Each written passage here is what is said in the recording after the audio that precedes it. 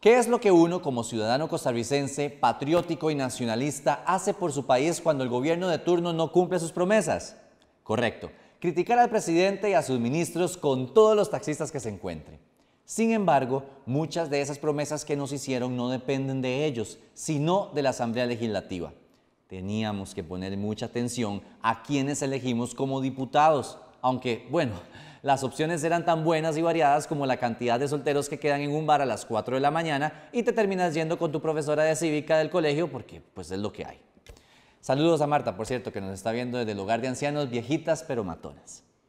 Es por esto que decidimos hablar sobre la eficiencia, o más bien ineficiencia, de las labores de la Asamblea Legislativa en los últimos periodos.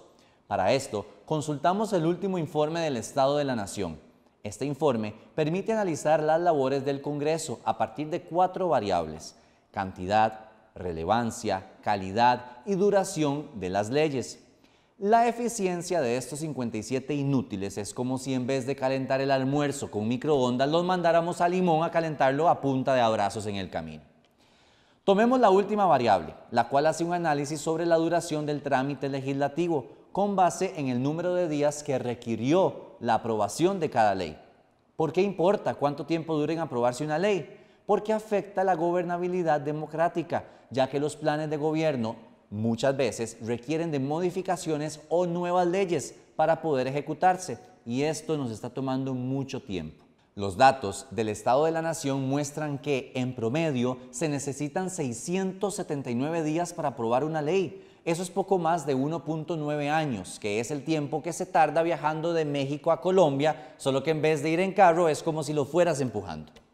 Y si se trata de normativa que tiene efectos directos sobre el desarrollo humano, el tiempo requerido es aún mayor, 2.2 años, que es el tiempo que se dura en el mismo recorrido, pero con la eventualidad de que te arranquen las piernas en la selva nicaragüense. Y es que antes el tiempo era un poco más rápido que ahora, porque como solo habían 2 partidos en la Asamblea Legislativa, era como tus papás poniéndose de acuerdo sobre si te abortaban o no. Ahora hay más partidos en el Congreso, pero las reglas de discusión y toma de decisiones en el trámite de los proyectos no han sido modificadas para ajustarlas a la nueva realidad. Así que es como si sobre ese aborto se le tomara la opinión a todo el barrio, lo cual, por cierto, es muy común en Cartago. ¿Y a quién le corresponde hacer el cambio del proceso? A los mismos diputados. A buen palo nos estamos arrimando.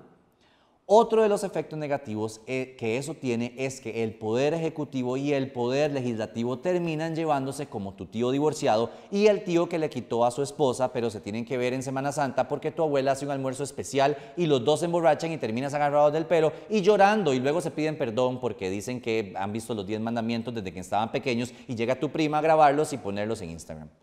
Sorry, ahí me fui de ride. La vara es que se llevan mal. Y mucha normativa presentada en un gobierno es aprobada hasta el siguiente gobierno. Por ejemplo, en los primeros 2 años de esta administración, menos del 50% de las leyes aprobadas fueron iniciativas de este gobierno. En el de Laura, sus primeros 2 años fueron iguales. En el de Arias, el primer año fue igual, y en el de Pacheco también. En el gobierno de Laura y en el actual, fue hasta el tercer año que se aprobaron leyes que fueron iniciativas del gobierno en ejercicio. Con este nivel de eficiencia es básicamente que tus hijos te pidan plata para condones y dárselas cuando ya tu nieto va a nacer. Esto afecta mucho porque entonces buena parte de las promesas de campaña no se cumplen en el tiempo que deberían para poder empezar a ejecutarse, como le sucedió a este gobierno con la Ley del Bienestar Animal, la cual, por cierto, no tiene ningún financiamiento, lo cual nos lleva a otro punto de este análisis: el financiamiento para ejecutar esas leyes. Los diputados están aprobando leyes sin darle al Estado una fuente de financiamiento para hacerlas valer. O sea, jale a hacer pan, pero no tenemos ni harina ni huevos. Ahí improvisamos con algo, no sé, agua o tortillas desmenuzadas o algo. Se genera presión sobre las entidades públicas, a las cuales se les asignan nuevos mandatos, pero sin dotarlas de la capacidad para ello. Si antes tenías que salir a pasear a 3 perros, ahora tenés que pasear a 15. Un jaguar y 3 tepezcuintles, con las mismas 3 cadenas. Cuando esto sucede, lo de las entidades públicas, no lo de los tepezcuintles, aunque, bueno, eso también a veces pasa, es de esperarse que la población se muestre insatisfecha con la Asamblea Legislativa y en general con la institucionalidad pública. tal y como ha venido ocurriendo en el país en las últimas décadas. El informe indica que en Costa Rica no existen restricciones que eviten la aprobación de leyes sin respaldo económico, como sí las hay en otros países. Chile, por ejemplo, es un país de Latinoamérica a donde nadie les entiende nada, pero allí los proyectos deben ser acompañados de un informe de los gastos en que se incurriría con la ley y las fuentes para cubrirlos. En Francia, un proyecto puede ser declarado inadmisible si no se indica cómo será financiado. Costa Rica es el MAE que, para el 15 años de la hijada, manda a traer a Maluma y para pagarlo, pues pasa la tarjeta de crédito y termina vendiéndole 2 riñones a la familia de Emiratos Árabes Unidos porque cree que se regeneran. En el último año, según datos del informe, el 14% de las leyes aprobadas no llevaban consigo una forma de financiar su ejecución. Otro de los puntos es la relevancia de las leyes que se aprueban, o sea, cuán importante o no son. ¿Cómo se mide esto? El Estado de la Nación utiliza el indicador de oferta y demanda legislativas. Se los explico. Se trata de la comparación entre las leyes aprobadas, la oferta, y una agenda de proyectos que diversos sectores de la opinión pública consideran prioritarios para el país, la demanda. Y adivinen qué, también nos estamos yendo a la mierda. El país está pidiendo lasaña y los diputados nos están ofreciendo un mondongo crudo.